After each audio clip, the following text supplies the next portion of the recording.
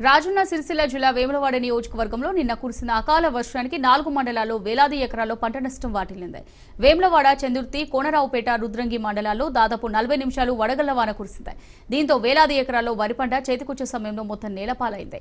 అలాగే మామిడి పూత సైతం నేలరాలింది. అకాల వర్షానికి వరి పంట నష్టం కావడంతో తమను ప్రభుత్వం ఆదుకోవాలని రైతులు కోరుతున్నారు. నేను 4 ఎకరాల వరి పంట వేశాను. నిన్న కురిసిన భారీ వర్షానికి వడగళ్ల వాన పడి మా పొలం అంతా నష్టం జరిగింది. దీన్ని రాష్ట్ర ప్రభుత్వం గుర్తించి మాకు తగిన సహాయం చేయాలని కోరుతున్నాం. 6 ఎకరాల పొలం వేసిన నేను నిన్న వర్షం వడగళ్ల వాన పడి మొత్తం అడ్డాన్ని రాలిపోయినాయి.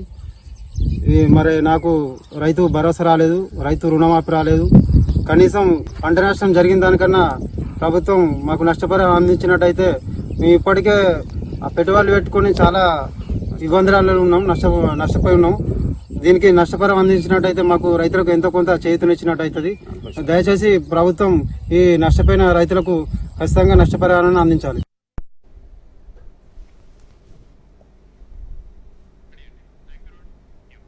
ఒక్కసారిగా మారిన వాతావరణంతో సంగారెడ్డి జిల్లా ఆందోళన నియోజకవర్గంలోని పలు మండలాల్లో ఓ మోస్తారుగా వర్షం కురిసింది. ఒక్కసారిగా అకాల వర్షం కురవడంతో పుల్కల్ మండలంలోని సింగూరు ప్రాజెక్టు ఆయకట్టు రైతులు ఆనందాన్ని వ్యక్తం చేస్తున్నారు. సింగూరు కాల్వ ద్వారా సాగునీరు అందక ఎండుముఖం పడుతున్న తమ పంటలకు ఈ వర్షం కురవడంతో కాస్త ఉపశమనం లభించిందన్నారు. అయితే భారీ ఈదురుగాలతో కురుస్తున్న వర్షానికి మెదక్ జిల్లా అల్లాదుర్గం శివారులోని జొన్న పంట నీలకొరిగింది. దీంతో జొన్న రైతులు ఆందోళన వ్యక్తం చేస్తున్నారు.